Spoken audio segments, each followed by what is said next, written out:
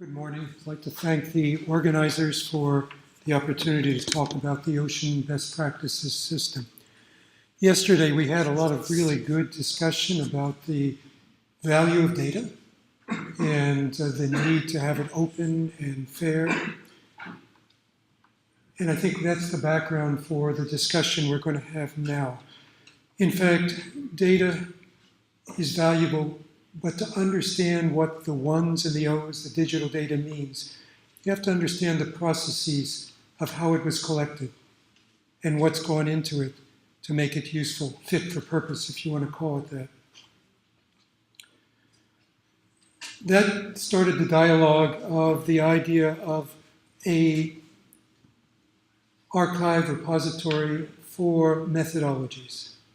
Methodologies then become an essential element of the sphere and the ecosystem of data and data usage. And that's what we'd like to talk about today.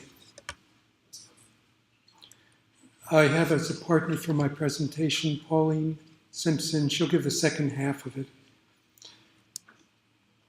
Now, when we started talking about this a couple of years ago, there was no precedent per se of a comprehensive repository for best practices. And we had a debate of what it meant, and we drew the community together. So we had workshops and town halls and other things. And the idea was to first build a vision and then a mission statement that goes with it.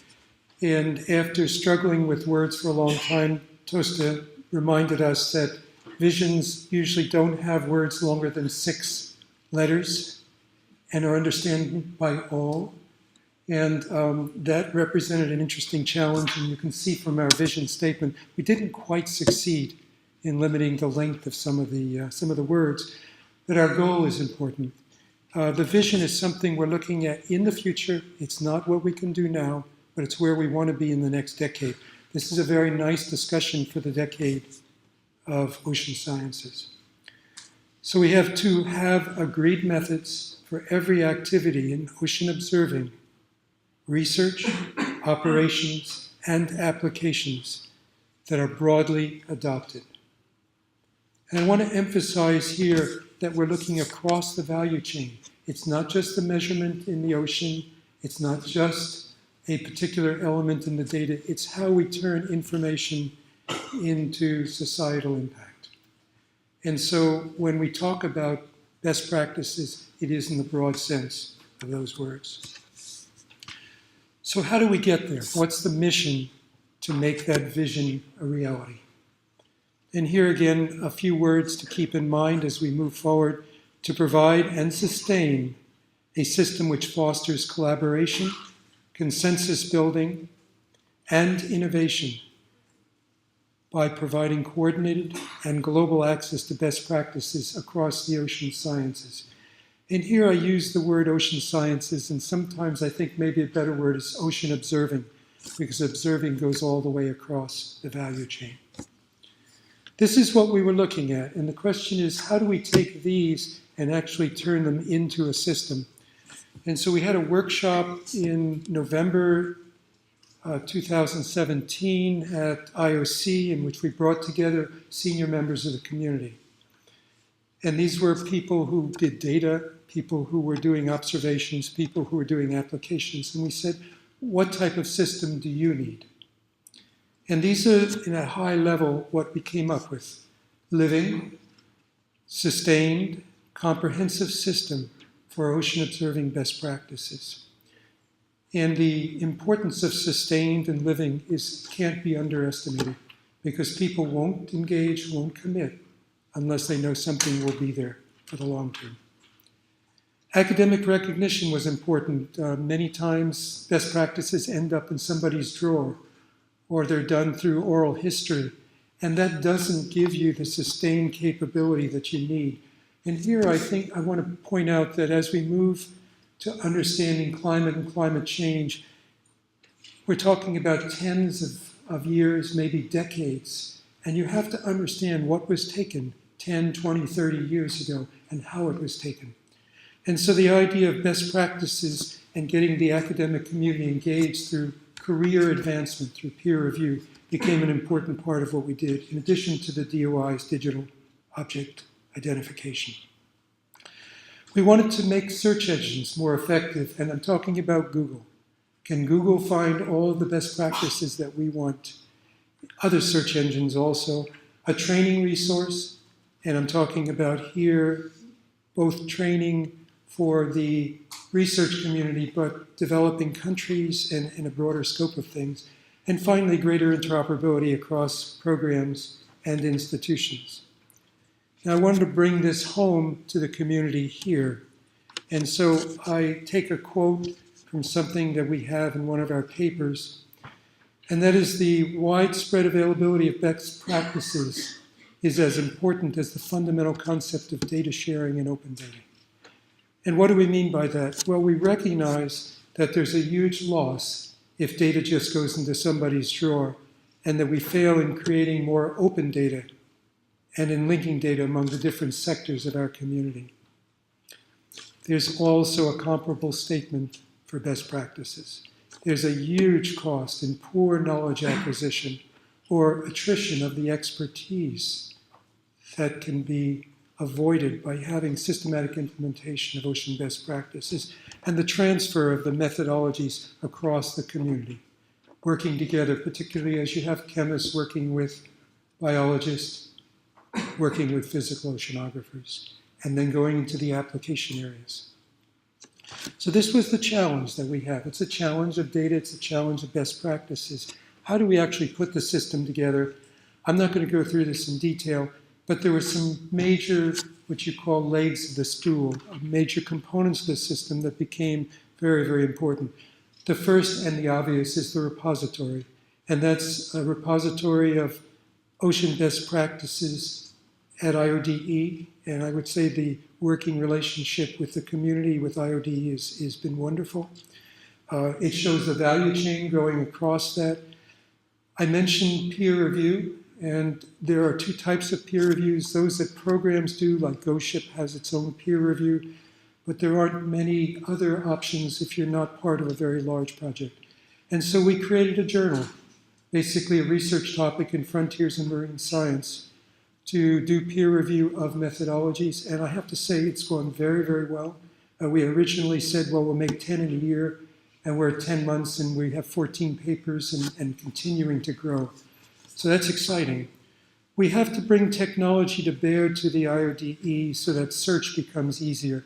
Natural languages, things that you want so that most people can use it rather than just experts in the data area. And I think that you saw for Otis the same comments that were made just a few minutes ago. And finally, training. Training is an important element, and we're looking to Ocean Teacher Global Academy as the core for that. But there are other organizations, we've talked to POGO and others that are interested in doing things. So let me talk for a moment about this technology and where we take it. One of the things to do is to be able to search documents so you know what's in them. And in the new forms of natural language search, we've implemented that in the repository. And what happens is, as a document comes in, it gets tagged according to vocabularies. And so all of the words in various paragraphs are now known to you. And you can do a search for a particular word, salinity, or even the law of the sea, and you can get information for particular best practice documents. That's a challenge, and it's a challenge for the community as a whole, because we started out using various ontologies, various ways to look at vocabularies, and we have the chemistry ontology, we have the environmental ontology, but there's still a lack of good vocabularies for the ocean community. And there's good work being done at BODC and other places, and we've absorbed that and we're integrating that into the system and helping that move forward. Finally, I would say in the sense of working together, that we work closely with the community. We had a workshop, as I mentioned, in Paris in 2007, and another one recently, December 2018. In the first one, the question came up, what is the best practice? It's not a trivial question. And you can go back to the literature and see what other communities have done. And we came up with this definition, and it would be good if you can think about it and give us feedback. Community best practice is a methodology that has repeatedly produced superior results relative to other methodologies with the same objective. The objective is very, very important. And elevating to a best practice comes when more than one group uses it and adopts it. And so with that, I just want to come back to the subjects of this particular meeting, and then I'll turn the presentation over to Pauline. When we look at data flow and integration, there are a lot of issues we need to look at methodologies, and that's data assimilation, curation, validation. Then data harmonization, and how, in fact, do we evaluate the data itself, leading to data management. So if you go around all of these issues, these are the things which we, the community, have to address in the area of data flow and integration. And with that, I'd like to turn it over to my partner, Pauline Simpson.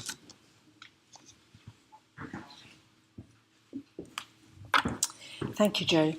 Our need now is to actually transition ocean best practices from being a development project into operational status. So our main need is to find a long-term home for OBPS, the Ocean Best Practices System, and I think probably you would all agree that IOC is a logical and trusted location for this to be located.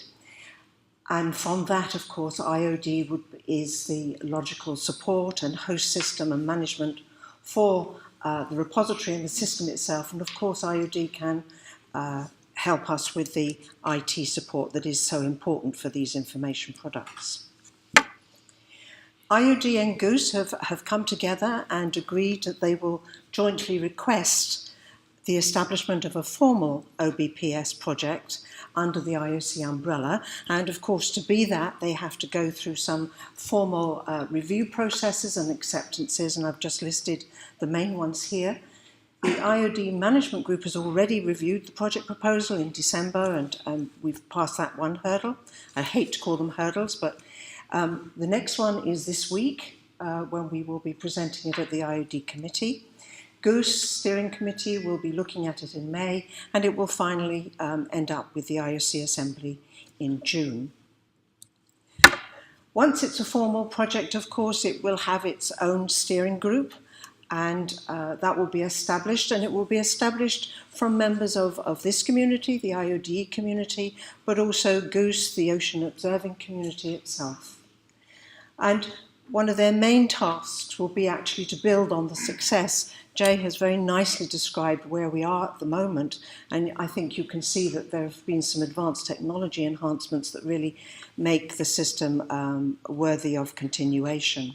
And so we will build on that, and we will build on the success of the last 2 years. But it will also seek and build on the synergies with IODE and Goose activities. And I'm just going to identify just a couple or three of the IODE activities that obviously Ocean Best Practices will be linked to and joined up with, which is quite a good phrase. So we just heard about ODIS, and obviously Ocean Best Practices is going to be a prime data source for that. Also within the repository, we are intending in the next few months to implement a community review platform within the repository itself. So we'll be providing a mechanism for the community to actually provide feedback directly to the authors, so that the authors and the feedback creator will actually be in dialogue together. But there's also a suggestion, and it's not frivolous, and you could give us feedback on this, is that perhaps we also need a less formal mechanism of just clicking on a thumbs up on the interface. But there are considerations when you have that sort of mechanism that we need to address. It's mainly for best practices, of course, a review process, but also we're already in discussion with the Ocean Data Standards part of IODE, and they're thinking of using this review mechanism to have an initial review procedure for their data standard proposals. And for training, ocean best practices training, Jay's already spoken about this, but very much the Ocean Teacher Global Academy will lead in collaboration with other training organisations like POGO, as mentioned, to provide training on not only the use of the best practice, but actually how to create a best practice. And that's something that we're actually doing within the system, is that we offer templates. Particularly at the moment, just 3 for sensors, for ocean applications and for data management. So we're trying to harmonise and formulate and create machine-readable formats that will take us through to a one-click submission process. But these training processes will be in person initially, but we'd like to move to virtual courses, to blended, having in-person and virtual as well. And of course, there will be summer schools and workshops that possibly collaborating organisations might help us organise. It can be provided in multi-languages because, as you've heard, the regional training centres offer their local languages, their local lectures. So that will be a very good way of actually training a much larger global community. And we will actually be including in the training the train-the-trainer process so that people go out to their own regions and start training. And just to remind us all that the training video itself will actually be linked to the repository.